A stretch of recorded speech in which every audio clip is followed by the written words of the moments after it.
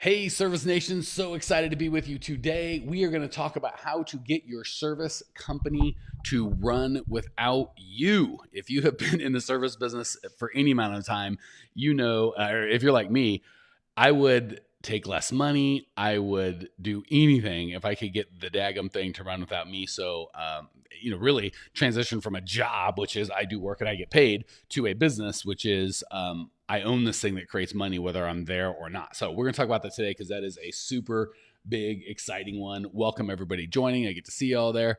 All right. The problem is you don't want to be stuck in the truck, right? Service business, when we first start out, a lot of times we are electricians, pool cleaners, whatever. Hey, Bobby, good to see you. And we start cleaning, servicing, doing whatever service that we provide. And years later, we thought we were going to have a business and we really just have a job. So we don't want to be stuck in the truck, but we don't want our employees to turn our place into a parking lot if we leave or turn our head for 2 seconds, because that will cost all the lovely freedom that got you into this business in the first place, right? So many of us get into our own business because we think we can have more freedom and make more money. And depending on the kind of service business we're in, sometimes we make more money when we start our own gigs. Sometimes a lot of times we work more and make less. Sometimes we make the same and work less. And eventually, at some point in the future, we think we'll actually make more. But the problem is, no matter how much money we're making, if we're stuck in the truck, how big of a win is it, right? So we want to make sure that we don't have success at the cost of our lives, right? I've made lots of money. I've made little money. I'm not allergic to money. I like money. But if I could take $250,000 a year in salary and work 0 to 5 or 10 hours a week doing something I love, or $500,000 a year working 60 hours a week, I'll take the 250 every time. So, and if you're like, screw that, I want to make the money, that's fine. We still need to get you out of working in your business. The real money gets made when you're working on your business, and when you're working in your business and you're stuck in the truck, no one's running your business and no one's doing the high level stuff. So whether you value time or money, either way, we got to get you out of the truck and get your service business to run without you. So the first thing we need to understand before we can do this is we've got to blow up the belief that I have to do everything, right? Because when we start, we're oftentimes the only employee, and we do have to do everything. If it's going to get done, we're going to get it. We have to do it. The reality is, if you do everything, you can get very little done, right? Even terrible employees, if there's 10 of them and they're awful, they can still do more than one of you, right? So we've got to kill this. I've got to do everything. If it's to be, it's up to me. And certainly as the owner, we got to make sure if you're going to make it happen, it has to be you. That's fine, but we've got to get out of this. I have to physically do it myself, right? We tell ourselves these lies. Certainly, when it comes around, it depends on what kind of service we're in, but we work a lot with owners of cleaning companies, with pool. We're like, I'm the only one. I'm the magic. I know this. I've got my secret sauce the way I do it, and we think that belief is serving us, and it might make us feel good, like we're special. No one can clean like me, drive like me, serve like me. Whatever service we have, we think we're the only ones that can do it, which makes us feel good, but it's not the truth, and it's going to crush your ability to get anything done, right? Because if you have this magic secret sauce, well, then you have a job, right? Because you've got to be the one to bring the secret sauce. It's like we use that example all the time. If McDonald's is the biggest selling hamburger joint in the world, they do not have the best hamburger, right? They've got the most duplicatable hamburger. So we want to move from trying to make the best service, not that we don't have good service, to a scalable, repeatable, dependable service. So to do that, we've got to kill the crazy belief that I have to do everything, right? Because if you're doing everything, very little is going to get done. Second, the kind of big ugly brother of that is, if I have employees do it, they're going to screw the whole thing up, right? They're going to be like, my customers won't tolerate it. They're going to do a bad job. So a lot of times we clench up and we micromanage, right? We want to make sure this gets done right. So I'm going to make sure I'm there all the time. The problem is, when you micromanage, we've just traded doing everything yourself to paying people to watch them do everything yourself, right? You're still not making yourself any freedom. The other thing is, Gomez 890 in the house. Good to have you. The other thing is, they won't grow, right? So a lot of people kind of ask themselves this question of, well, what if I invest in my employees and they quit? Well, the real question to ask is, what if you don't invest in your employees and they stay, right? So we really need to allow employees to grow and develop. If we are doing everything for them and we teach all of our employees, like, hey, I'm the big brain around here, everyone shut up and listen to me, that makes us maybe feel good or smart or capable. But they soon enough, they go, no problem, boss. You don't want me to do any thinking. You don't want me to, because thinking is hard work, right? Kind of figuring stuff out and understanding what's best is hard. If you teach them, hey, you don't ever have to think, just anytime, I'm the brain around here, anytime anything goes wrong or anytime you need anything, call me. At first it feels great. They call you, solve a problem, bam bam, we're just solving problems left and right. And then it doesn't feel so good when we want to take a break, but the problems don't stop and no one knows how to solve them other than you. So believe it or not, the more you micromanage your people, the dumber they get, the less capable they get. They get this learned helplessness because you teach them that all roads lead to you, and then you get frustrated when all roads lead to you. The more you back off from your folks and let them be the smart people that you've hired, the smarter they get. You'd be shocked at how, when you just give people responsibility, the right people, right? And again, we're assuming that you've got some sort of culture and core values, you're hiring the right people with some sort of process. Once we've got the right people on the bus, once we get out of their way, you'll be shocked at how they will step up and kind of meet you where you are. So I really want to encourage you, but they'll never do that. If you're always making decisions for them, micromanaging and micro thinking for them, be like, hey, I'm the brains, everyone shut up and sit down. You'll get people to shut up and sit down. When you get out of the way, you'll be shocked at how the right people will kind of step up and the wrong people will step out. Either way, good things happen in your business. And at some point, for you to be out of your business, you're going to have to trust the people that you've hired to do the work that you've hired them to do.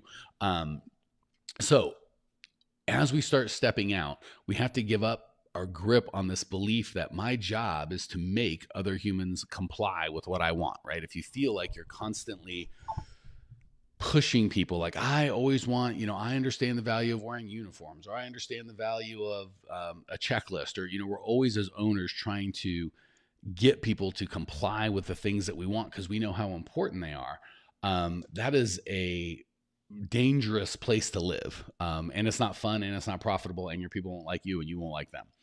We need to shift our perspective from my job is to make other dumb human beings comply with my smart world domination plans, sarcasm intended, and move to my job is to gather a group of people that share the same core values and commitments that I share. So let's just say uniforms is fine, right? Say and I'm just making something up. We've got a problem that we know how important it is to wear a uniform and for that uniform to look good, but our employees they don't wear them, or they're all slobby and they look bad.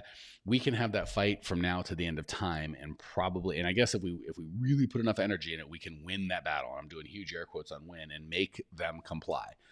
The problem is we haven't really fixed the problem. What we want to do is find people that share your core values, because the reason that you feel these uniforms are important is below, right? So for us, it's have fun, make money, be real, and help out. So we in all advertising, whether it's for customers, for employees, we're always trying to have fun. We're trying to teach you guys how to make more money. We want to make more money. We want our team to make money. We want you to have fun. We want our team to have fun. I want to have fun when I come to work.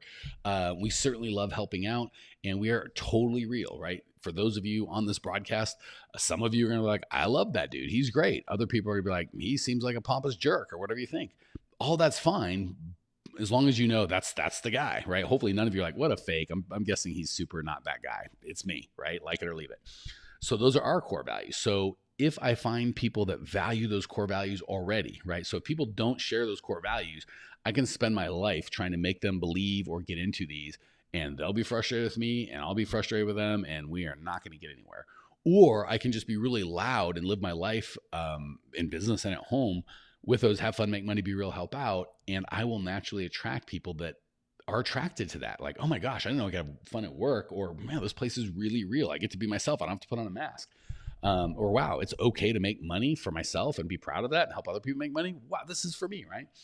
Once you get people that share those core values, your job is to get out of their way, right? So if I had people that shared my core values and they weren't wearing a uniform, I could go to them. Instead of having the uniform conversation, I could have a core values conversation and go, hey, team member, I thought that you came here because you wanted to be in a place where you had fun, made money, helped out, and were real. Is that the case? And if it's not the case, this is the time we part friends, right? I'm not going to try and make them be someone they don't want to be, right? Let's just connect them somewhere they can actually be who they want.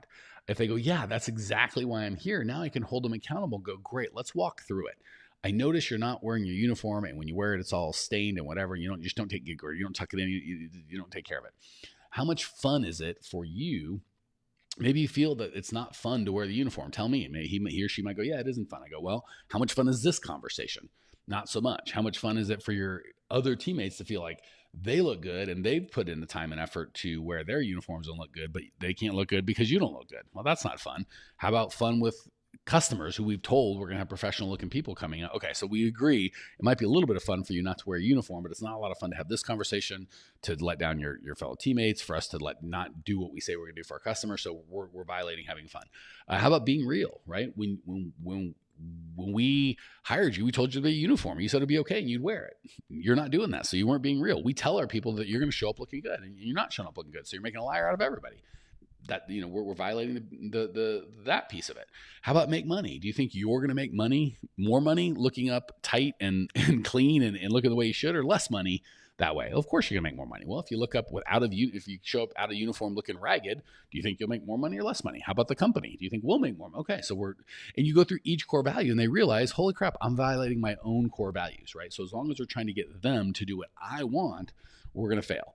As soon as I get them to do what they want, I can have some success. So if they really do share my core values and I have that conversation, they realize, yeah, this is violating who I am and my core values. They're going to change instantly with no work on my part. If they don't change, it's because we don't share core values and it's not a uniform issue. Now we got to get them off the team, right? So we need to move our perspective from my job is to make other humans to do what I want them to do, which is frustrating and not very profitable, to my job is to find people who share my core values and band them together so we can live this dream of whatever our goal is of business. Okay. And again, a tangent to this of thinking, and I just want to kind of break down all the stuff that I've done wrong or seen people I coach do wrong when they're trying to get out of their business. So first, they think they've got to do everything. We talked about that. Second, they think if I don't micromanage my employees and do everything, it's not going to work. I need to be on top of it. I can't let them lead the company. We talked about that. Third, we go, I have to enforce my will on people to make them do what they're supposed to do. We talked about that. The next thing is, if I just had a big fat operations manual, everything would be perfect, right? I don't know. I think that book, which I love, The E-Myth by Michael Gerber, talks about operations manual. I think people overvalued, not that an operations manual is not a good idea, but the problem is they're too long. Nobody ever reads them, and they're constantly changing, and they can't possibly talk about every single thing that might happen, right? So the beautiful thing is a simple set of rules, i.e. the core values: have fun, make money, be real, help out. A simple set of rules that they already want to be a part of, right? We're not hiring people that don't like our rules and we're trying to make them comply. We're hiring people that came from other businesses that had different rules that we didn't like, and we're inviting them to play by our rules that are their rules anyway, right? That will fix nearly everything. So a long 300-page operations manual, A, they're not going to read it. B, if they did read it, they're certainly not going to memorize it. So when something happens, they're not going to be like, oh yeah, page 128. If this happens, then this. And C, even if they do memorize it, if it violates their core values or who they are, they're not going to do it anyway, right? So we kind of be like, oh, if I just had a big employee manual, when I hired, they signed something, say they'd follow everything in the manual, that will fix it. That's such a superficial. I wish that would be so great, but it's not the reality. The reality is, we start with the core values that they share, and then a simple operations manual is really meant to fill the gaps, right? So, and I like, as opposed to a big fat chunk of paper or book that no one's ever going to read, we do videos, right? We put them in ClickFunnels because that's how you can just put them on YouTube, but you can just make videos of how to do the specific tasks that need to be done. But again, none of that's going to work. So for us, instead of a big fat operations manual, we just like videos, right? That are simple, easy to make, 2, 3, 4 minute videos, right? I'd rather have 20 videos that are, 2 or 3 minutes as opposed to, one video that's 6 hours, right? You try to explain everything. All right. So once we've got the right people that believe the right things, and we're kind of giving them the tools that they need in usable form, right? No one wants to look at a big fat manual, right? But they will go to YouTube. If they got an internet connection, they can go to your YouTube channel, even if it's a private channel just for employees, or like I said, we use ClickFunnels to make a little membership site for employees. Whatever they need, they can get anywhere in the world. All right. Another belief, and this is a big one, guys, gals. If you're writing stuff down, this is a writer downer. This belief that the more control I exercise, the more money I'll make, right? Everyone else is stupid. I'm smart. If I just exercise massive control, I'd make more money. The reality is, you being in control limits what you can do, and it certainly limits the joy you'll have in your life and the joy that you have other people. it is can be an uncomfortable place to go from I have to be the smartest person in the room and everyone has to come to me, which feels great for a minute and not so great when you want to grow or take a break, to man, if I just hired smarter people than me and got the hell out of the way, um, we have to lose control to do that, right? The getting out of the way. First of all, hiring smarter people than you is a piece of giving up control, right? Because you have to kind of admit, like, these people know things I don't know, and I'm gonna have to defer to their words, even when it doesn't make sense to me. And then the second part is getting out of their way and letting them be great, right? So we have to have that mindset of this: I want freedom and I want growth more than I want control and comfort. Because really, that comforts us. If I know everything, do everything, and my hands on everything, and I can just like physically make everyone do what I want, that can feel comfortable for the short term, but holy crap, it's going to just, none of us are that bright, right? There's always people that, especially in their specific areas of genius, that they're going to be geniuses in. So we just have to be okay with hiring people smarter than us, not just okay with it, start getting comfortable with it and being excited when they do things that are smarter. Because at the end of the day, we as owners get credit and the financial rewards anyway. So why not, right? Okay. Here's another one that we've got to keep. I'm just trying to give you all the things that stop people from being able to take out of their business, and these are they. Another one is you can't help that everyone needs you. This belief that you don't understand. My employees need, they text me all the time, or my customers, they got to call me 24/7. That's just how it is. You don't get it, right? My business is different. You don't understand we're in service business. That's all we serve. The reality is you create the Superman, Superwoman persona. You put on your cape and you set the standard of I solve problems. You come have a problem, you come to me. And it becomes this addiction for you to solve everything. And we train our customers and our employees to stop thinking and come to us. So we need to get out of that. That's just how it is. You don't understand my business. And into there are other competitors in your business that do this without being there 24/7, right? If people need you all the time, it's not their fault because you hired them, accepted them as customers, and trained them as employees and customers, and trained them as customers and employees to just, whenever anything goes wrong, to call you. That's the system, right? You just need to replace that with a system of when something goes wrong, the system solves it, as opposed to when something goes wrong, call me, right? Because again, feels good at the beginning, it'll bite you in the butt.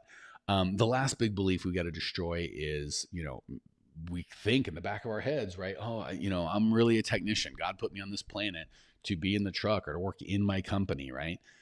And there's nothing wrong with that. If you want a job, not a business, and you love providing the service that you provide, God bless, go provide it. That's totally fine.